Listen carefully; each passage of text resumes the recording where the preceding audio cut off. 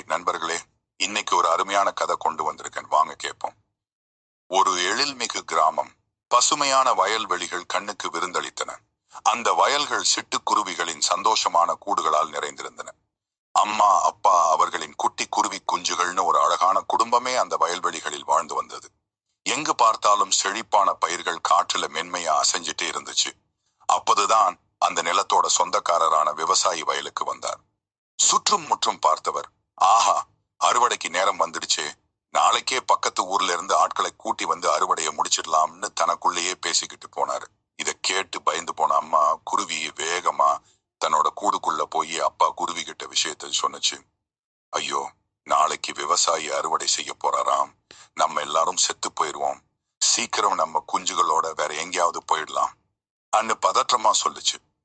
அதுக்கு அப்பா குருவி அமைதியா சொன்னுச்சு, இல்லம்மா, அவங்க நாளைக்கு அறுவடை பண்ண மாட்டாங்க, நீ கவலைப்படாத. அவங்க சொன்ன மாதிரியே யாரும் வரல. ஒரு வாரம் அப்படியே ஓடி போச்சு. மறுபடியும் ஒரு நாள் விவசாயி வயலுக்கு வந்து, இனிமே தாமதிக்க கூடாது, நாளைக்கே ஆட்களை கூட்டிட்டு வந்து அறுவடைய ஆரம்பிச்சிடுறேன் உறுதியா சொல்லிட்டு போனாரு. இந்த முறை அம்மா குருவி இன்னும் அதிகமா அழ ஆரம்பிச்சிடுச்சு.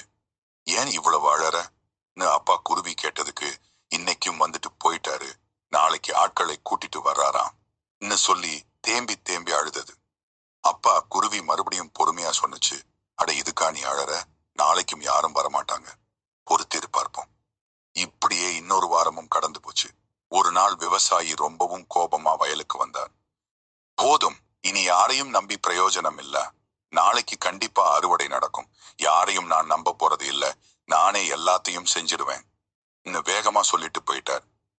இந்த முறை அம்மா குருவி பதற்றத்தோட அப்பா குருவி கிட்ட சொன்னுச்சு, இப்ப நாம வேற வீட்டுக்கு போறதுதான் சரி, இப்பவே கிளம்புனாதான் தப்பிக்க முடியும். அதுக்கு அப்பா குருவி ஆச்சரியமா கேட்டுச்சு, எப்படி சொல்ற, நாளைக்கு அறுவடை நடக்கும்னு உனக்கு எப்படி தெரியும்? அம்மா குருவி நம்பிக்கையோட பதில் சொன்னுச்சு, விவசாயி இவ்வளவு நாளா மத்தவங்களை நம்புனாரு, அதனாலதான் யாரும் வரல, ஆனா இப்போ நானே செய்வேன்னு அவர் மேல நம்பிக்கை வச்சிருக்காரு, அந்த நம்பிக்கை தான் நாளைக்கு அறுவடையை நடத்தும், அதனாலதான் சொல்றேன், இப்பவே கிளம்பலாம். உண்மையிலுமே அந்த குருவி சொன்ன மாதிரி அடுத்த நாளே அறுவடை நடந்துச்சு. இந்த கதையில இருந்து நாம கத்துக்க வேண்டிய முக்கியமான விஷயம் என்னன்னா, நம்ம மேல நாம வைக்கிற நம்பிக்கை தான் எல்லாவற்றையும் விட வலிமையானது.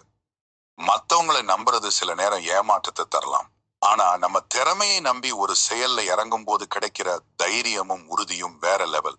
அந்த நம்பிக்கை தான் நம்ம இலக்கை நோக்கி நம்மளை வழி நடத்தும். உங்களுக்கு இந்த கதை பிடிச்சிருக்கும்னு நம்புறேன். நன்றி.